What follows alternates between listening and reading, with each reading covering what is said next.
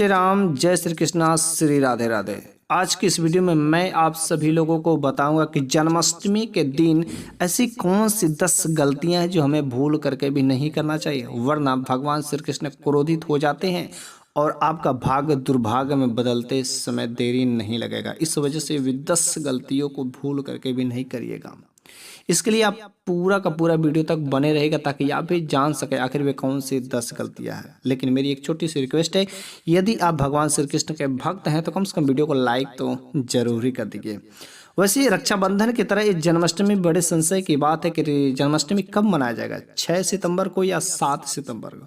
तो मैं आपको ज़्यादा घुमाना नहीं चाहता हूँ, केवल डायरेक्ट पॉइंट पर आता हूँ कि जन्माष्टमी का जो तिथि है कब मनाया जाएगा, 6 सितंबर को या 7 सितंबर को। जन्माष्टमी जो इस बार 2023 में जो पड़ी है 6 सितंबर को ही मनाया जाएगा, क्योंकि अष्टमी तिथि की शुरुआत जो है 6 सितंबर को 3:39 पर दोपहर में शुरू हो रही है और अष्टमी तिथि अगले दिन 7 सितंबर को शाम 4:14 तक रहेगी। तो इस वजह से अष्टमी तिथि तो 6 को लग रही है और 7 को समाप्त हो रही है। और भगवान श्री कृष्ण का जो जन्म उत्सव का त्यौहार होता है हमेशा भाद्रपद महीने के अष्टमी तिथि को रोहिणी नक्षत्र में ही मनाया जाता है, रात्रि के समय में, क्योंकि भगवान श्री कृष्ण का जन्म जो है रात्रि के समय में ही हुआ था जन कल्याण के लिए द्वापर युग में। तभी से आज तक जो है भगवान श्री कृष्ण का जन्मोत्सव ठीक उसी तरीके से अष्टमी तिथि को रोहिणी नक्षत्र में ही मनाया जाता है, रात्रि के समय में। और इस बार का रोहिणी नक्षत्र 6 सितंबर को सुबह 9:20 पर लग रही है और 7 सितंबर को सुबह 10:25 तक है।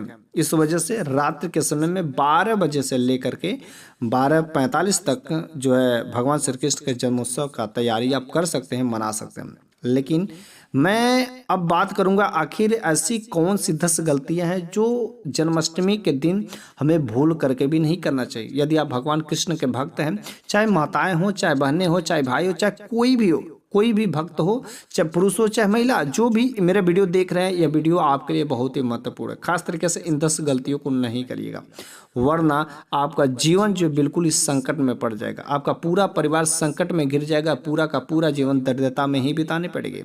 यदि आप भी चाहते हैं कि आपका भाग्य जो हमेशा साथ में रहे, भगवान कृष्ण का आशीर्वाद प्राप्त करना चाहते हैं, तो आप इन 10 गलतियों का भूल करके भी नहीं करिएगा।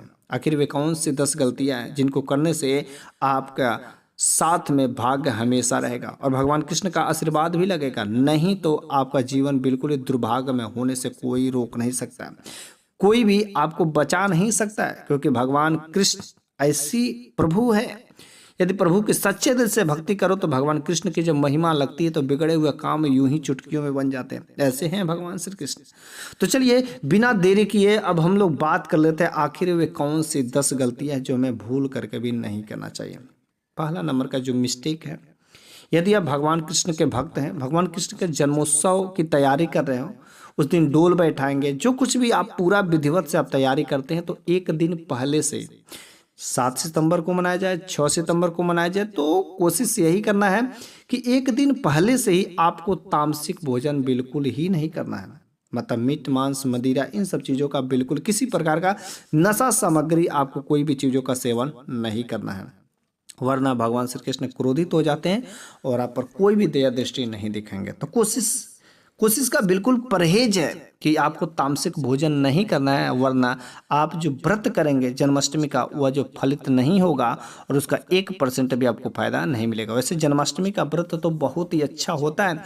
अगर बाई चांस किसी दिन आपने एकादशी का व्रत छूट गया हो, कुछ तबीयत खराब होने की वजह से, कुछ ऐसी अनक्रिटिकल कंडीशन में यदि आप जन्माष्टमी का व्रत कर लेते हैं तो इसका फल जो एक एकादशी व्रत के बराबर फल मिलता है। इस वजह से आप जो जन्माष्टमी का व्रत करते हैं तो और ही अच्छा है, लेकिन जन्माष्टमी के एक दिन पहले से ही आपको तामसिक भोजन नहीं ग्रहण करना है।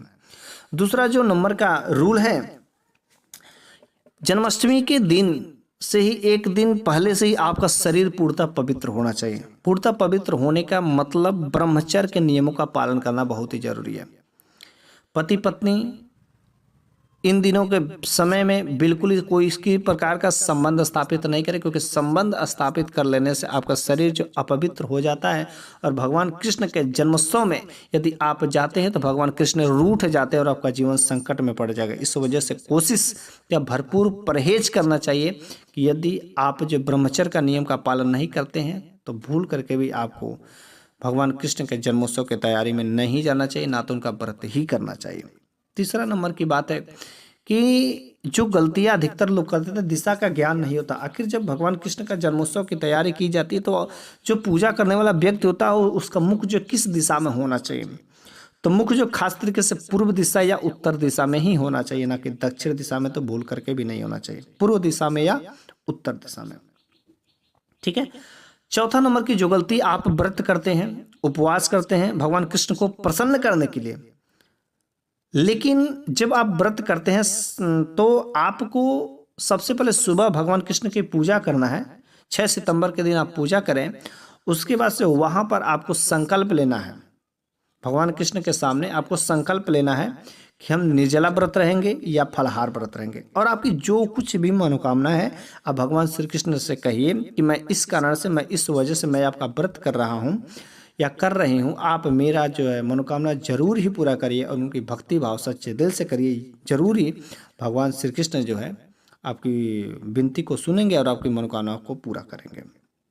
5वां नंबर का जो गलती है कि कुछ लोग जो है फलाहार रहते हैं, लेकिन ठीक है व्रत रहना कोई ज़रूरी भी है और नहीं भी रह सकते हैं, लेकिन यदि व्रत रहते तो और भी अच्छा है। लेकिन अगर व्रत नहीं रहते तो भी इस काम को करना जरूरी है। यदि आप भगवान कृष्ण का जन्मोत्सव की तैयारी करते हैं तो सूर्यास्त से लेकर के, ठीक है, सूर्यास्त से लेकर के रात्रि 12 बजे तक, मतलब जब तक भगवान श्री कृष्ण का जन्मोत्सव नहीं मन जाता है तब तक आपको निर्जला ही रहना है। मतलब किसी प्रकार का कोई मुख में भोजन नहीं लेना है, ना तो पानी पीना, कुछ भी नहीं लेना है, आपको निर्जला ही रहना है, चाहे व्रत करते हो चाहे न करते हो।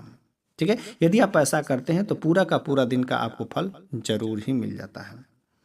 6वां नंबर की बात है कि आप भगवान श्री कृष्ण को भोग लगाते हैं, प्रसादी बांटते हैं, चनामृत बांटते हैं, बहुत सारी चीज़ें भी बांटते हैं, लोगों में प्रसाद बांटते हैं, तो आपको प्रसाद में जो है तुलसी का पत्ता जो जरूर ही मिलाना चाहिए, क्योंकि तुलसी यदि पत्ता मिला देते हैं तो भगवान श्री कृष्ण अति प्रसन्न हो जाते हैं, क्योंकि तुलसी माता जो है भगवान श्री कृष्ण की एक पत्नी के रूप में है, और इस वजह से तुलसी जो लक्ष्मी माता के स्थान पर भी काम करती हैं। तो जिस घर में तुलसी का पौधा होता है तो वहाँ पर तो नकारात्मक शक्तियाँ बिल्कुल ही नहीं आती।